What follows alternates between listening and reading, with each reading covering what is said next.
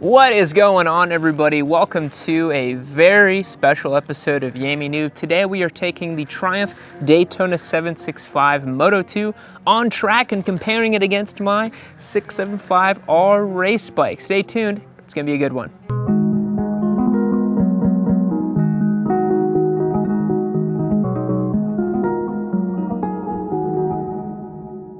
So why do I even have the Daytona 765? Well, it was given to me by the good folks over at Eurocycle.com. Hit the link down below, check out what bikes they have for sale. They ship nationwide. They got pretty good deals on a lot of European and cool motorcycles. So if you're in the market, definitely check them out. And thanks again to them for giving me the Daytona to check out. So I think before I give you my final impressions on these two bikes, I would like to present to you my raw impressions of taking the Daytona 765 out on track so you get a feel for it. Alrighty guys, first shakedown lap on the 765 Daytona. Pretty stoked to be riding this bike.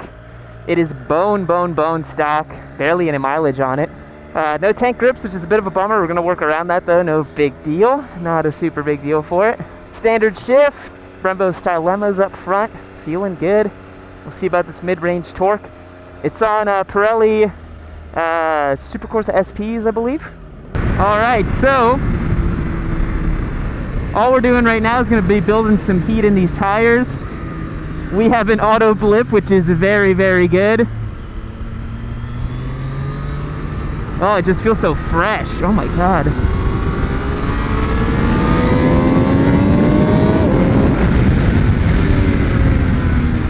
Wow, it's really easy to ride. Holy crap. It doesn't feel too different from my Daytona so far. Whoops. Heat in the tires, heat in the tires. I keep forgetting that these are really cold and street tires. You gotta build heat. It's actually not that hot today either, which is interesting. It's actually really crisp right now. It's probably only about 80 degrees. We're going so slow.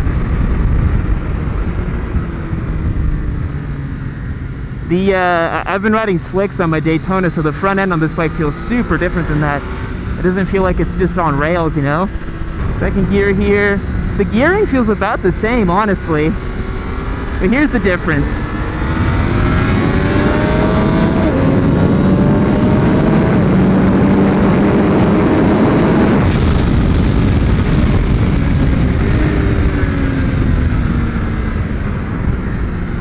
I do wish the exhaust was a little louder. Track condition is not super confidence inspiring right now. I really don't feel like I have heat in these tires. I've already felt it slip about 2 times already. I'm really being cautious because, again, this is not my bike, so I definitely don't want to bin it. So it's really important when you're on track to build pace incrementally. You really don't want to go out and fucking it on the first round.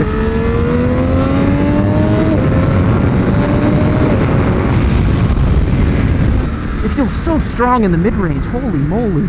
Get around these guys, might be their first time out here.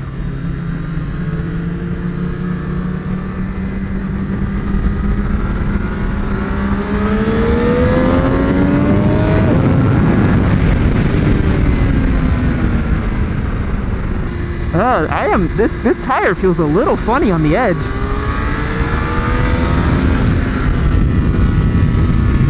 So agile, oh my god. So I think the big difference with this bike over my bike is I haven't adjusted the geometry on this motorcycle. Holy mid-range. So the big difference for me so far is because the suspension hasn't been adjusted, the geometry of the bike, the triple clamp is a little further down than on my bike, so the initial flicking is really fast, but it feels so stock. Which isn't a bad thing. It's just, I'm just like, oh my god, this brand new bike.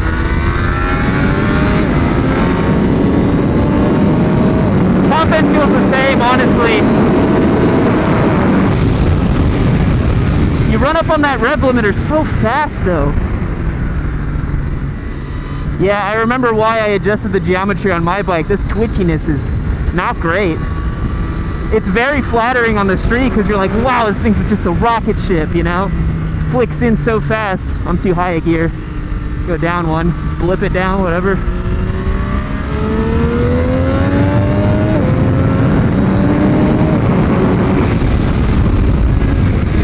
The mid-range punch is awesome though, holy moly. Really good mid-range punch. I don't have confidence in these tires, honestly.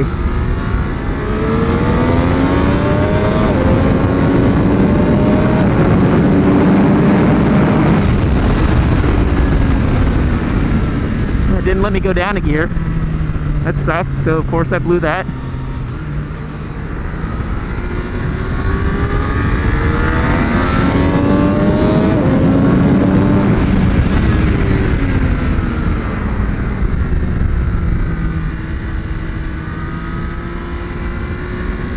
I smell race gas.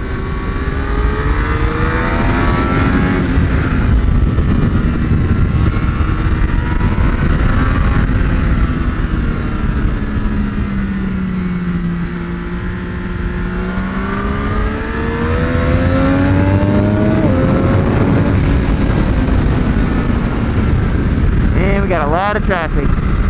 This is probably the most traffic I've ever seen at Eagles Canyon, to be honest. So yeah, so far the real big difference I noticed is the change in geometry when I changed up my bike. The flicking on my bike is a lot slower, but the handling is just so much more predictable and on rails. This thing's very darty, very darty. And on these super courses, which I know have a really aggressive and pronounced V shape, they, man, it really falls over super fast, but mid-corner it feels really twitchy. I'm gonna go out for a couple more laps.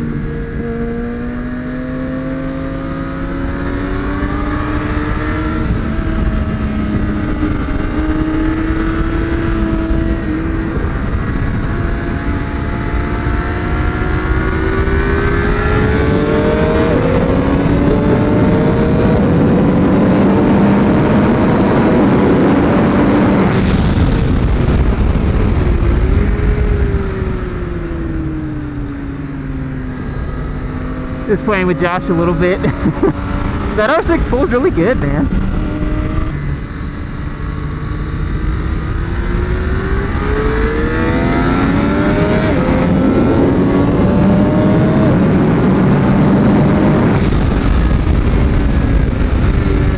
Auto blip is a little finicky, I'm not gonna lie.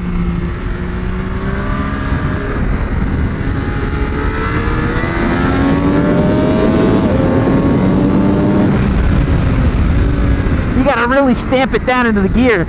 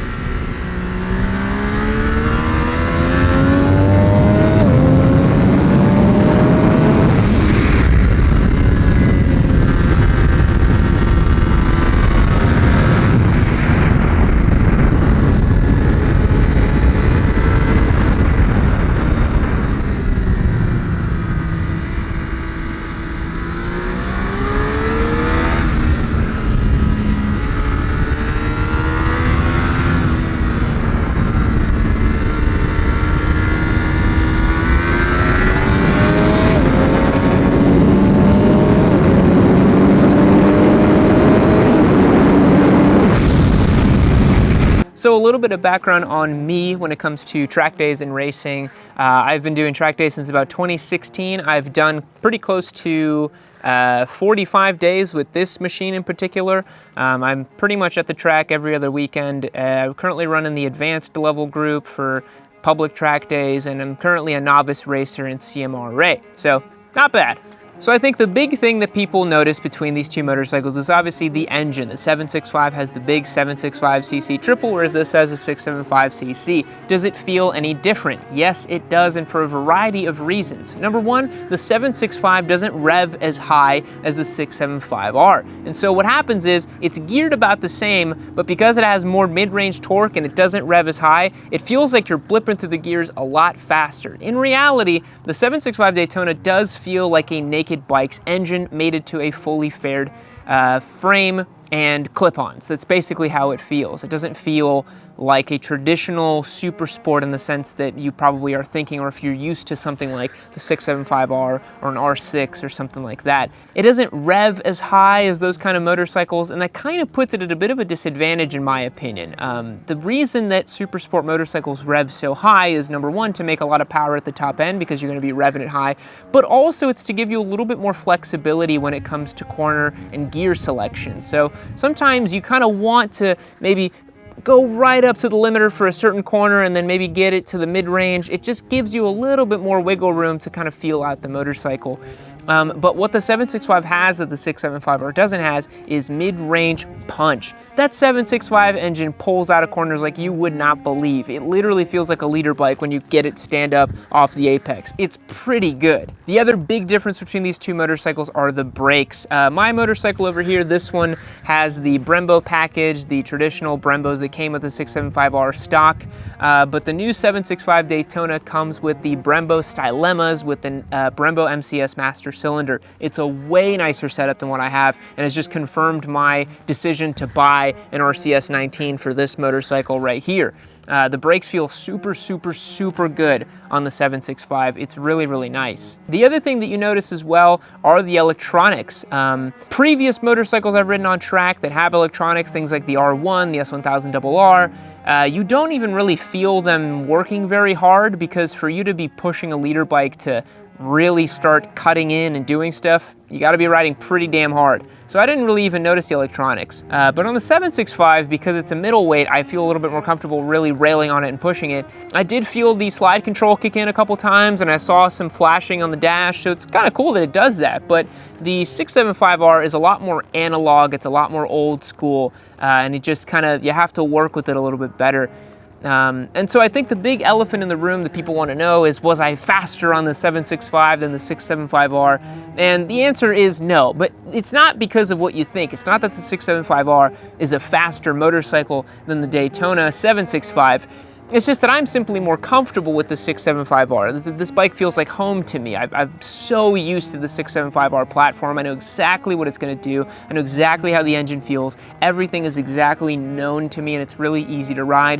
Whereas the 765, even though it is a Daytona, even though it has the same frame, very similar setup, because the engine is different, the throttle is different, the fueling's different, there's electronics, you know, a lot of that stuff ends up being a package that feels pretty different on track, honestly. Like it was surprising how different it felt. Totally different motorcycle. Here's the analogy I would make, since I'm a big music and synthesizer kind of guy. The 675R feels like a Moog. It feels like this analog circuitry. You get to sweep the filter and you hear all the harmonics. It's got that big beefy bottom end, and it just has that purity of sound, and you know there's just an electrical signal passing from wire to speaker. Whereas the 765 feels more like a digital synth. Now that's not a bad thing. It has more features, it has more technology, it can do more, it's, you know, all these fancy things. But it ends up feeling a little bit colder than the 675R. 675R feels a little bit warmer, a little bit more soulful, a little bit more real than the 765. And that's because of its cable actuated throttle, bit of an old school engine compared to nowadays. So the 765 is an incredibly capable machine, really, really good. And to give you an idea, my lap record at this course is 2 minute 8 second 0.6. That's about 7 seconds off the lap record, if I remember correctly. And today on the Daytona 765, I was doing a 212. So you might say, oh, you're going 3 seconds slower on the Daytona. Well, again, you gotta remember, it's not my bike. I don't feel super comfortable pushing the ever-loving crap out of it. Once you start getting to 8 tenths, 9 tenths, maybe 9.5 tenths on the 765, in the back of my mind, I just couldn't stop thinking, this thing is all carbon. It's not my bike. It was given to me. It was, you know, it's a rental basically. If I bin it, it was going to be a very bad day. Whereas I just don't have that on the 675R because it's my bike. I just push as hard as I can. I go 10 tenths on that machine every time I ride it, which maybe not the best for learning, but today I went 10 tenths the whole time. And so today I put down a 209 on the 675R race bike. Feeling pretty good about that. 0.4 seconds off my PR. Pretty good. But yeah, don't let that fool you. It's not that the 765 is slower by 3 seconds than the 675R.